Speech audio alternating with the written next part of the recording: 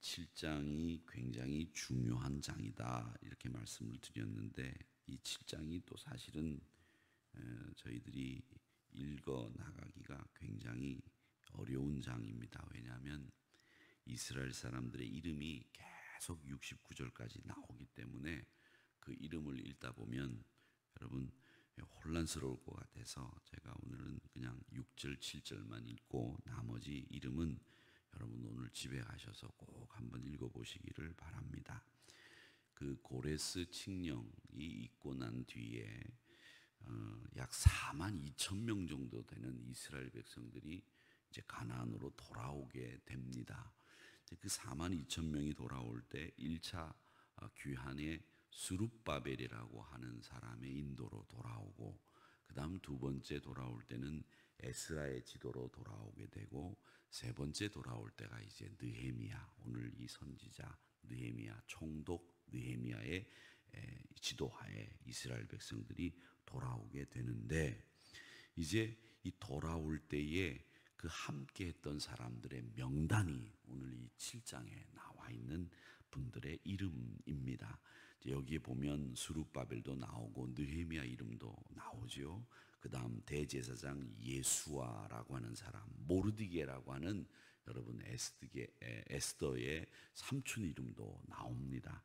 이렇게 지도자급 인사들의 명단도 나오고, 제사장, 레위 사람, 또 느디님 사람들, 솔로몬의 신복들, 이런 자손들까지 이름이 다 기록되어 있는데, 이 이름이 기록되어 있는 사람들은 그래도 특수한 사람들이고, 또 귀환한 백성들의 명단 속에는 이 61절 말씀을 한번 우리 같이 61절만 읽어보도록 하겠습니다. 61절 조금 어렵지만 한번 읽어보겠습니다. 61절 시작. 델멜라와 델하르사와 델 그룹과 앗돈과 임멜로부터 올라온 자가 있으나 그들의 종족이나 계보가 이스라엘에 속하였는지는 증거할 수 없으니. 아멘. 여기에 보면 이 61절 말씀에 보면 이 사람이 정말 이스라엘 자손인지 아닌지 의심되는 사람들도 있다 하면서도 그 이름을 이 계보에 적어두었어요. 왜 이 사람들을 적어두었는지 우리가 이 명단을 통해서 왜 이런 사람들까지 적어두었을까 하는 그런 생각을 해봅니다. 근데 이 명단을 통해서 우리가 생각해 볼 수 있는 교훈이 몇 가지가 있는데, 하나는 이 명단이 우리에게 주는 교훈은 제일 먼저 예루살렘으로 돌아온 초기에 그 자세한 실정은 우리가 알 수는 없지만 이 사람들의 상황이 굉장히 절망적이었을 거라는 거예요. 절망적이었다. 바벨론 포로로 돌아갔다가 돌아와서 유대인들이 돌아올 때 함께 야 돌아가자 그래가지고 힘을 모아갖고 돌아온 게 아니에요. 그랬으면 한꺼번에 다 돌아왔겠죠. 1차 귀환이 있고 2차 귀환이 있고 3차 귀환이 있다는 말은 뭐냐면, 아유 내가 여기서 70년 살았는데 가야 되나? 이런 생각을 하는 사람들이 많았을 거라는 거죠. 여러분 보세요. 우리나라도 제가 그 전에 목회하던 교회가 어떻게 세워진 교회냐면 전제민이란 말이 있어요. 전제민, 전쟁 이재민이란 말이에요. 그러니까 전쟁이 일어나서 일본 사람들이 이야기하는 대동아 전쟁, 대공영 전쟁이라고 하는 그 만주 전쟁도 있었고, 그 태평양 전쟁 때 징용으로 끌려간 분들이 한국으로 돌아와서 부산역에 부산항에 너부러져 있는 거예요. 이 사람들을 거두기 위해서 예수 믿는 사람들이 나섰어요. 이분들을 먹이고 재우고 입을 거 주고 먹을 거 주고 이러면서 이분들을 모아놓고 전도를 하다가 교회가 생긴 거예요. 이분들을 전제민이라고 하는데, 이분들이 한꺼번에 확 온 게 아니에요. 확 온 게 아니라 한 사람 두 사람 자기들 뜻 맞는 사람들끼리 모여서 왔어요. 그렇게 왔는데 사실은 그 사람들이 다 왔느냐? 다 오지 않았어요. 남아있는 사람들도 있었단 말이죠. 이제 그 중에 한 사람이 누구였느냐면 지난번 대통령 지냈던 이명박 대통령 이종사촌 여동생이 계세요. 그러니까 이명박 대통령의 어머니와 이 권사님의 어머니가 자매지간이야. 그래서 어릴 때 그 권사님이 늘 하는 말이 명박이 오빠가 들어가서 목욕한 물에 그 다음 자기가 들어가서 목욕했대요. 그래가지고 명박이 오빠 그래요. 우리 대통령이라고 부르는데 명박이 오빠 그랬는데 그분들은 일본에서 남아 있었다는 거예요. 다 돌아가는데 우리는 안 돌아간다. 왜? 일본에서 살만한 분들은 여기 그냥 자리 잡았는데 왜 가냐? 이런 얘기를 해서 안 왔다는 거예요. 나중에 돌아오게 됐지만 그렇게 돌아오지 않았던 이유는 뭐냐? 다시 가서 고난, 궁핍, 불안한 정세, 여기에 시달리기 싫고 낯선 땅에서 새로운 출발을 해야 되기 때문에 그게 힘겨운 생존투쟁이 될 거라고 하는 게 예측되는 거예요. 안 가는 거예요. 그래서 많은 사람들이 안 오고 남아 있었고 또 오고 싶은 사람들도 있었지만 그 사람들이 결국 왔지만 힘들었다는 거죠. 결국 이 말을 우리가 이 이야기를 하는 이유는 뭐냐면 여러분 수십 년 동안 살던 이국 땅에서 자기네 조상 땅을 되찾겠다고 돌아오는 명분이 분명해도 자기 생활이 힘들고 어렵기 때문에 이거 신앙을 떠나서 여기서 신앙 잘 지키면 되지 왜 거기까지 가느냐 이런 생각을 하는 사람들이 많았다라는 겁니다. 그래서 결국 이렇게 돌아오는 사람도 있고 남은 사람들도 있어서 이게 1차, 2차, 3차에 걸쳐서 돌아오게 되는데 문제는 뭐냐면 또 간 사람과 남은 사람들 간의 갈등, 간 사람들끼리 갈등도 있었다는 거예요. 그런 가운데에서 이 사람들은 이 순수한 조국 땅으로 돌아가서 조상 땅을 찾고 그곳에서 하나님을 예배하는 하나님의 땅을 하나님의 성지를 만들겠다고 하는 이 거룩한 뜻을 가지고 있는 사람들의 이름은 기록해 두어야 되겠다라고 하는 생각을 가지고 이름을 적은 거예요. 이 이면에는 얼마나 많은 갈등이 있었겠는가라는 것을 우리가 짐작해 볼 수 있다는 겁니다. 자, 그 다음에 또 우리가 한 번 더 생각해 볼 것은 이 계보를 명백히 밝히는 곳, 이 성경을 읽다가 보면 여러분 족보를 읽는 게 제일 힘들고 어려워요. 우리나라 이름도 아니기 때문에 메헬랄, 델라미, 델마 막 이름도 이게 안지, 이지 발음 옆에 조사가 붙었는데 따닥따닥 붙어가지고 그거 읽기도 쉽지 않죠.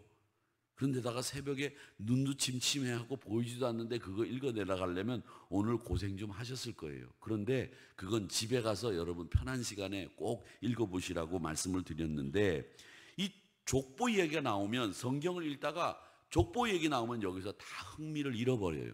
그런데 왜 족보 이야기를 여기다 기록해 뒀느냐? 우리나라도 6.25 전쟁이 있고 난 뒤에 족보가 명확하지 않아서 굉장히 혼란이 많았다고 합니다. 그리고 새로운 성들이 나타났다고 합니다. 그 새로운 성들이 나타났다는 말은 뭐냐면 조상들을 잃어버렸다는 얘기예요. 내 조상이 누군지 잃어버렸다는 거죠. 그런데 그 조상을 잃어버린 사람들 가운데에서 일부러 잃어버린 사람도 있다는 거예요. 자기 족보를 드러낼 수 없는 사람들은 일부러 잃어버리고 새 성을 만든 사람들도 있다는 거죠. 그게 6.25 전쟁 이후에 그런 일들이 많았다는 거예요. 자, 그런데 이 족보 이야기를 왜 성경은 여기다가 기록했을까? 디모데서에서는 분명히 그렇게 얘기를 합니다. 허탄한 신화와 족보 이야기는 버려라. 경건에 이르기를 힘써라. 이렇게 말씀하셨는데 그 족보 이야기를 왜 그런데 성경을 쓰고 있느냐? 그 얘기는 바로 네가 누구냐라고 하는 것을 알아야 된다는 메시지가 이 족보 이야기 속에 들어있다는 거예요. 여러분, 이스라엘 백성들을 향해서 항상 이 족보 이야기가 주는 제일 중요한 교훈 하나는 뭐냐면 네가 누구냐라고 하는 것을 네 스스로 물어봐라. 네가 바로 이런 사람이다. 이걸 족보 이야기는 이스라엘 백성들에게 주는 거예요. 그러면 우리가 오늘 이 말씀을 읽을 때 족보 이야기를 읽으면서 뭘 깨달아야 되느냐? 네가 지금 누구냐라고 하는 질문 앞에 저는 예수님의 제자입니다. 저는 하나님의 자녀입니다. 빛의 자녀입니다. 어둠에 속하지 않았습니다. 우리는 하나님의 백성답게 말씀을 지키며 사는 사람입니다. 이걸 깨달으라고 주시는 교훈이 뭐냐? 족보를 통해서 주시는 교훈이라는 겁니다.